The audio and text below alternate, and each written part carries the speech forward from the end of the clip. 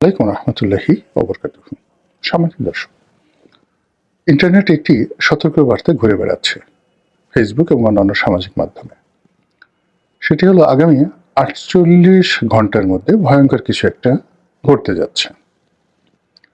এখন সেই যে ভয়ঙ্কর কি ঘটতে যাচ্ছে, এটা ত্রিমাত্রিক। তিনটি আশঙ্কাকে কেন্দ্র করে এক ধরনের ভীতিকর পরিবেশ এবং পরিস্থিতি তৈরি করা হচ্ছে। প্রথম ভীতিকর যে পরিবেশ পরিস্থিতি যারা বলছে, তারা বলার চেষ্টা করছে যে উসমান হাদির যে হত্যাকাণ্ড, তার দাফন কাফন তো হয়ে গেল, এরপর টার্গেট কে? ইতিমধ্যে বিভিন্ন রাজনৈতিক ব্যক্তিবর্গ যারা আছেন তারা নিজেদের আশঙ্কা ব্যক্ত করেছেন। যারা তরুণ নেতৃত্ব রয়েছেন প্রার্থী হিসেবে রাজনীতির ময়দানে, তারা ঘোরাফেরা করতে গিয়ে নানা রকম আশঙ্কার কথা তারা বলার চেষ্টা করছেন এবং তারা ভয় পাচ্ছেন যে আগামী ৪৮ ঘন্টার মধ্যে অনাকাঙ্ক্ষিত একটা ঘটে যেতে পারে তাদের জীবনে, রাজনৈতিক অঙ্গনে এই অনিশ্চয়তা। আরেকটি গ্রুপ বলার চেষ্টা করছে নানা রকম প্রচার এবং প্রোপাগান্ডা যে নতুন একটি বিপ্লবী সরকার আসছে এবং ৪৮ ঘন্টার মধ্যে সেটা হয়ে যাবে। এবং অনেকে বিপ্লবী সরকারের প্রধান রূপে কে হবেন ইত্যাদি ইত্যাদি নানা রকম ফটোকার্ড তৈরি করে সেটা এমনভাবে প্রচার করছেন, এবং এটা মানে আমার দেশ সম্পাদক মাহমুদুর রহমান সাহেবকে সেই সরকারের প্রধান করে আমার দেশের ফটোকার্ড ব্যবহার করে একটি গ্রুপ এটা প্রচার করছে, এবং আমার দেশ তাদের যে ভেরিফাইড পেজ আছে সেখান থেকে বলার চেষ্টা করছেন যে এটা অপপ্রচার, এই ধরনের কোনো সংবাদ আমার দেশ দেয়নি এবং আমার দেশ সম্পাদক এই রকম কোনো কর্মকাণ্ডের মধ্যে জড়িত নন। বোঝার চেষ্টা করুন। আরেকটি গ্রুপ বলার চেষ্টা করছেন যে জনাব তারেক রহমান সাহেব যেন না আসতে পারেন, এই জন্য আগামী ৪৮ ঘন্টাতে এমন কিছু ঘটানো হবে যাতে করে বিএনপি ভয় পেয়ে যায়, তারেক রহমান সাহেব ভয় পেয়ে যান। এই গ্রুপের দ্বিতীয় যে অপশন সেটা হলো আগামী ৪৮ ঘন্টায় এমন কিছু করা হবে, সেক্ষেত্রে যদি প্ল্যান এ, মানে তারেক রহমান সাহেব আসবেনই না, এটা হলো প্ল্যান এ, যদি প্ল্যান এ ফেল করে অর্থাৎ তারেক রহমান সাহেব তারপরও আসেন, তাতে করে তার সেই আগমনী এটি যেন আনন্দমুখর না হয়, তার অনুষ্ঠানে যেন লোকজন না যায়, ঢাকা শহরে যেন কাউন্টার একটা অবস্থা থাকে, এরকম একটা দৌড়াদৌড়ি অবস্থা শহরে যেন তৈরি হয়। এই জন্য নানা রকম যাকে বলা হয় খবর ছড়িয়ে প্রোগ্রামের কথা বলে যে সকল বিভ্রান্তি তৈরি করা হচ্ছে, সেখানে একটা ডেডলাইন ৪৮ ঘন্টা হিসেবে বলা হচ্ছে। আপনি যদি ধরেন যে আমি এই ভিডিওটি যে সময়টিতে করছি এখান থেকে ৪৮ ঘন্টা আজকে থেকে ধরেন, যেটা আজকে ২১ তারিখ, ২১শে ডিসেম্বর, তাহলে ২১শে ডিসেম্বর চলে গেল, ২২, ২৩, মানে এই দুদিন যদি ধরেন, ২৪ তারিখে হলো ডেডলাইন, আর ২৫ তারিখ সকাল মানে দুপুরের সময় জনাব তারেক রহমান সাহেব আসবেন। তাহলে ঘুরে ফিরে মোটামুটি ২৩ তারিখ রাত্রি অথবা ২৪ তারিখ দুপুর পর্যন্ত এই সময়টিকে ৪৮ ঘন্টার একটা মাহেন্দ্রক্ষণ, মানে সেই মাহেন্দ্রক্ষণ একটি কিছু ঘটানোর জন্য প্রচার চালানো হচ্ছে।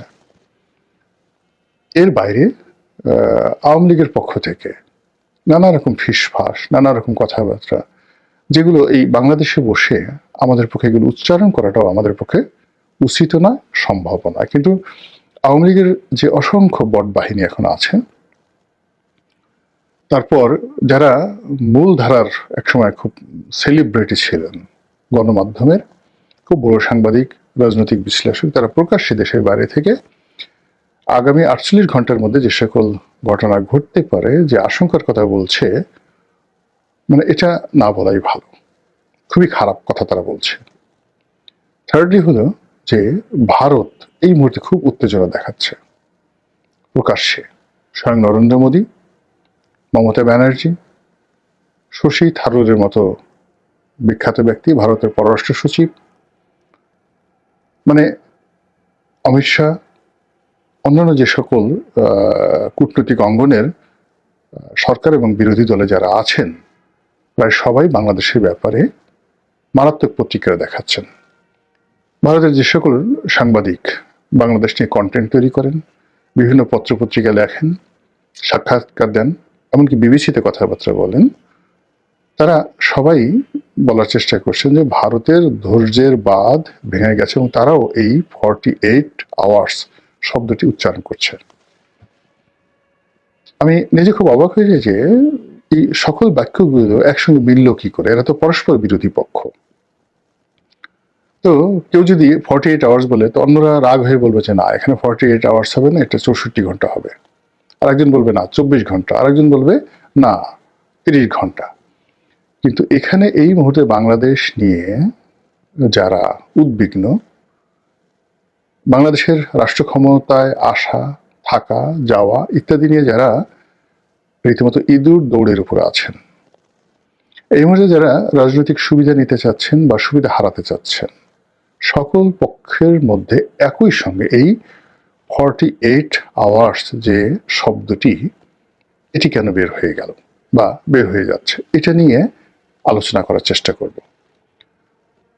প্রথম, আপনারা যারা নিশ্চিন্ত হতে চান যে কিছুই ঘটবে না, তারা হতে পারেন এই কারণে যে কখনো তারিখ ঘোষণা করে ডেডলাইন দিয়ে কখনো মারামারি হয়নি, কখনো এরকম একেবারে সময়ক্ষণ মহেন্দ্রক্ষণ বর্ণনা করে পৃথিবীর কোনো দুর্ঘটনা অথবা সুঘটনা ঘটানো যায়নি। নর্মালি এই ধরনের পরিবেশ পরিস্থিতি তৈরি হয় সেই যাকে বলা হয় একটা আতঙ্ক এবং ভয় সৃষ্টির জন্য। এটা অর্ধেক আপনি ধরেন পৃথিবীর, মানে যাকে বলা হয় যত এই ধরনের আতঙ্ক ছড়ানো হয় তার 50% ভয়েড, 50% যাকে বলা হয় বোগাস, এবং কেবলই মাত্র স্বার্থ সিদ্ধির জন্য এই কাজগুলো করা হয়। তো সেই অর্থে 48 আওয়ার্সের মধ্যে কিছুই হবে না, অর্থাৎ 24 তারিখ পর্যন্ত কিছুই হবে না। যা কিছু হওয়ার বা যেভাবে স্বাভাবিকভাবে যা কিছু চলছে ওভাবেই চলবে। যে আতঙ্কের কথাগুলো বলা হচ্ছে সেই আতঙ্কের গুলো হয়তো ঘটবে না 50% ক্ষেত্রে। আর আরেকটি আতঙ্কের বিষয় রয়েছে, সেটি হলো যে যখন মানে সকল মানুষের মুখ দিয়ে, অন্তর দিয়ে, যাকে বলা হয় চোখ মুখ দিয়ে, পঞ্চ ইন্দ্রিয় দিয়ে একটি বিষয় অনুভূত হয় এবং মানুষের জবান দিয়ে একটি কথা বের হয়ে যায়, তখন সেটা প্রকৃতি ঘটিয়ে দেয়। উদাহরণ হিসেবে বলি, যেমন শেখ হাসিনা পালায় না, শেখ হাসিনা পালিয়ে যাবেন, বাংলাদেশে টিকতে পারবেন, এই কথাগুলো কিন্তু আগস্ট মাসের 5 তারিখের আগে, মানে যখন মেট্রো রেল পুরলো এবং শেখ হাসিনা যখন ওটা দেখতে গেলেন, ঠিক তার আগে তিনি খুব বড়াই করে বলেছিলেন যে শেখ হাসিনা পালায় না, সংবাদ সম্মেলনে পালাবে না। ওয়াজির কাদের বলেছিলেন যে মরে গেলেও পালাবো না, মির্জা ফখরুলের বাড়িতে গিয়ে উঠবো, থাকতে দেবেন তো,